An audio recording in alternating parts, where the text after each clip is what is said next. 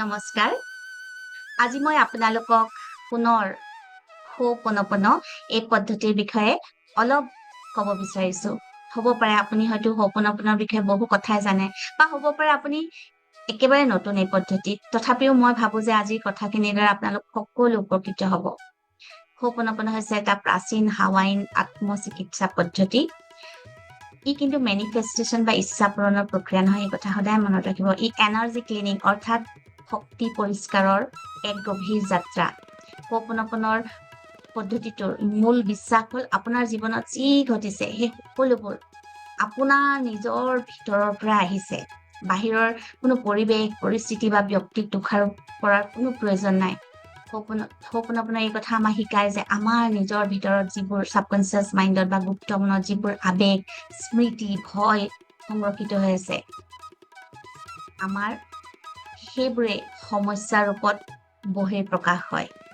গতিকে সেই অভিজ্ঞতা ভয় আৱেগ সেইবোৰক যদি আমি উলিয়াই দিব পাৰো, পৰিষ্কাৰ কৰিব পাৰো, আমাৰ জীৱনৰ পৰা সমস্যা আঁতৰি যায়। আচলতে আমি এই কথাও বুজি পাওঁ যে সমস্যাবোৰ কোনো ব্যক্তি বা পৰিস্থিতিৰ দ্বাৰা সৃষ্টি নহয়। ইয়াক আমাৰ ভিতৰৰ নিজৰ যিখিনি অন্তৰ্নিহিত আমাৰ চিন্তা সেইবোৰে সৃষ্টি কৰে। আৰু এটা কথা, সমস্যা বুলি ক'লে আমি ভয় খাব নালাগে। আচলতে সমস্যা মানে এটা সুযোগ। প্ৰতিটো সমস্যা যি আপুনি অনুভৱ কৰি আছে, সেই সমস্যাবোৰ আচলতে আপোনাৰ বাবে এটা সুযোগহে। হোপনপনে আমাক সেই সুযোগ দিয়ে যে আমি সমস্যাটোক এটা শক্তিলে ৰূপান্তৰ কৰিব পাৰো। তাৰোপৰি এই সমস্যাবোৰ যিহেতু মই কৈছো যে আমাৰ ভিতৰত পূৰ্বৰ পৰা আমাৰ গুপ্ত মনত বা ছাবকনচিয়াছ মাইণ্ডত সংৰক্ষিত হৈ থকা কিছুমান তিক্ত অভিজ্ঞতা বা ভয় শংকা, গতিকে সেইবোৰ আচলতে আমি হোপনপনৰ দ্বাৰা পৰিষ্কাৰ কৰিব পাৰো। সেইবোৰ যেতিয়া পৰিষ্কাৰ কৰিব পাৰো, সেইটো আমাৰ সমস্যা যদি নাহে আমি কেনেকৈ সেইবোৰ পৰিষ্কাৰ কৰিম। গতিকে হোপনপনটোক আমি শুদ্ধিকৰণৰ প্ৰক্ৰিয়া বুলি কওঁ। এইটো এটা মুক্তিৰ প্ৰক্ৰিয়া।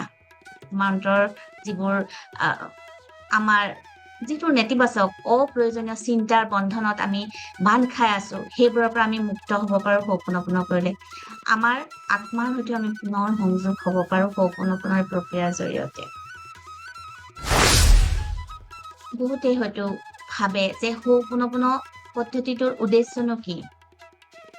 হোপনপনৰ উদ্দেশ্য হ'ল কোনো অভিমান আক্ষেপ বা অভিযোগ নকৰাকৈ নিজৰ জীৱনৰ দায়িত্ব, নিজৰ সমস্যাৰ দায়িত্ব নিজে লোৱা আৰু সমস্যাৰ সৈতে মুখামুখি হোৱা তথা সমস্যাক হাৰ মানিবলৈ বাধ্য কৰোৱা। জীৱনত যি সমস্যা আহিলেও হতাশ নহয়। এই সমস্যা মোৰ জীৱনত আহিছে, সেয়ে মই ইয়াৰ দায়িত্ব লওঁ। এনেধৰণৰ এক সহজ মনোভাৱ গঢ়ি তোলাটোৱে হ'ল হোপনপনৰ এটা উদ্দেশ্য। এতিয়া বহুতে হয়তো প্ৰশ্ন কৰিব, এই প্ৰক্ৰিয়াটো কেনেকৈ কৰিব?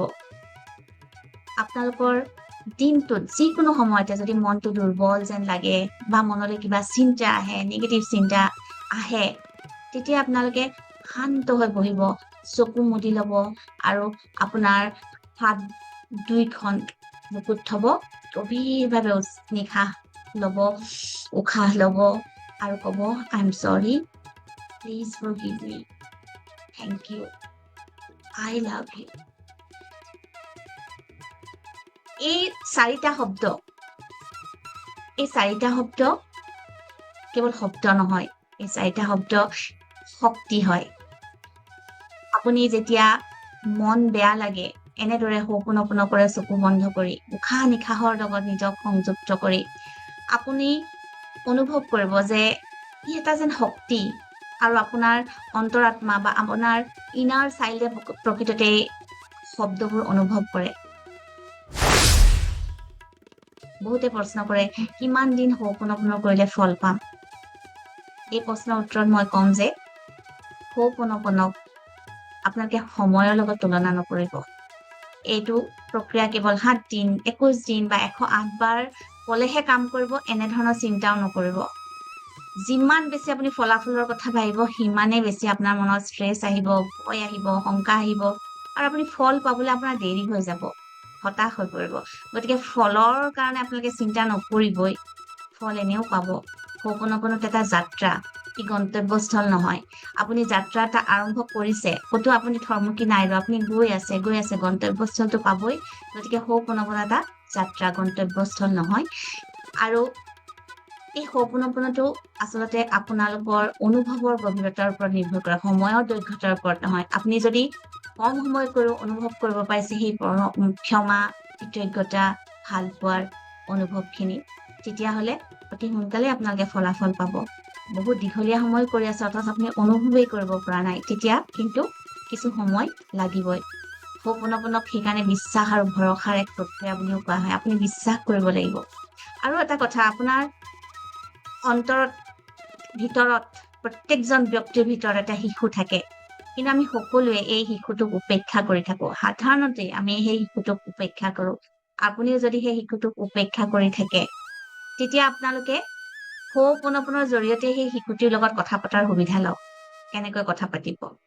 আপোনালোকে বুকুত হাত থব আৰু আপোনালোকৰ নিজৰ ভিতৰত থকা শিশুটিক কব, মই তোমাক শুনিছো, মই তোমাক ভাল পাওঁ, মই তোমাৰ দায়িত্ব লওঁ, মই তোমাক মৰম কৰো। এনেধৰণে আপোনাৰ শিশুটিৰ লগত যেতিয়া কথা পাতিব আপোনাৰ ভিতৰত, আপুনি কেনে এক নিৰ্মল প্ৰশান্তি অনুভৱ কৰিব, সেয়া হয়তো মই কৈ বুজাব নোৱাৰো, আপুনি নিজে কৰি চালে গম পাব। হোপনপনাটো হ'ল এটা স্বীকাৰোক্তি। আচলতে সদায় মনত ৰাখিব, এটা স্বীকাৰোক্তি আপোনাৰ, আৰু ই আপোনাৰ এটা মুক্তিৰো এক প্ৰকাশ, আৰু আপোনালোকৰ ব্ৰহ্মাণ্ডৰ শুভশক্তিৰ ওপৰত থকা বিশ্বাসৰ প্ৰকাশ। আৰু এটা কথা মনত ৰাখিব, আপুনি যেতিয়া নিজেই নিজক ভাল পায়, আপোনাৰ জীৱনো সেই অনুপাতে সজীৱ আৰু শান্তিপূৰ্ণ হৈ পৰে।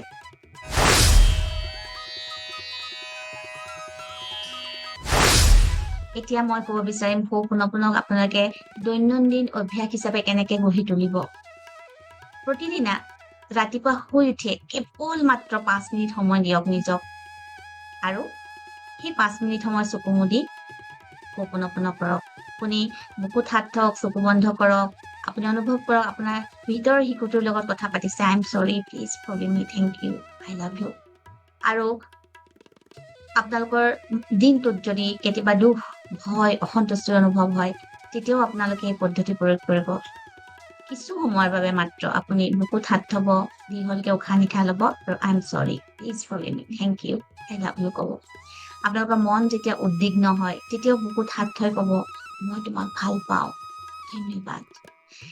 আমাৰ যেনেদৰে পিতৃ মাতৃয়ে, আমি যেতিয়া সৰু আছিলো, তেতিয়া আমাক যেনেদৰে হাত বুলাই মৰমেৰে আমাক বুজাই মৰম কৰে, ঠিক তেনেদৰে আমাৰ নিজৰ ভিতৰত থকা শিশুটিও, আমাৰ মনটো এটা সৰু শিশু, সেই শিশুটিও শান্ত হয়। গতিকে হোপনপনৰ জৰিয়তে আপুনি নিজৰ ভিতৰত থকা সেই শিশু মনটোক শান্ত কৰক।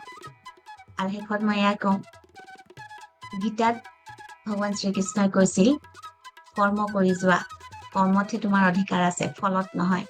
আৰু ফলত যদি মন থোৱা, আশা পূৰণ নহলে হতাশা আহিব। আপোনালোকেও হোপনপনৰ ফলাফলৰ ওপৰত বেছি মন নিদিব, আপোনালোকে নিজৰ কৰ্মৰ ওপৰত বিশ্বাস ৰাখক, কাম কৰি যাওক, আৰু এই প্ৰক্ৰিয়াটো অনুশীলন কৰি থাকক। বাকী সকলো ইউনিভাৰ্চৰ ওপৰত এৰি দিয়ক। মহাপুৰুষ শ্ৰীমন্ত শংকৰদেৱে কৈছিল, চিন্তাৰ পৰাই সংসাৰ সৃষ্টি হয়। ঠিক সেইদৰে আমাৰ মনোভাৱেই আমাৰ পৃথিৱীখন সৃষ্টি কৰে। সেই মন যদি পৰিষ্কাৰ কৰো, জীৱনো পৰিষ্কাৰ হয়। শেষত পুনৰ আপোনালোকক অনুৰোধ কৰিলো, হোপনপন এক অতি গম্ভীৰ আৰু অতি ফলপ্ৰসূ প্ৰক্ৰিয়া। আপোনাৰ শান্তিৰ বাবে, সুস্থতাৰ বাবে, মুক্তিৰ বাবে হোপনপন এই যাত্ৰাৰ আৰম্ভণি কৰক। কেতিয়াও থমকি নৰব আপুনি। অশেষ ধন্যবাদ। আপোনালোক সকলোলৈ মই বহুত বহুত মৰম, ভাল পোৱাৰ প্ৰাৰ্থনা।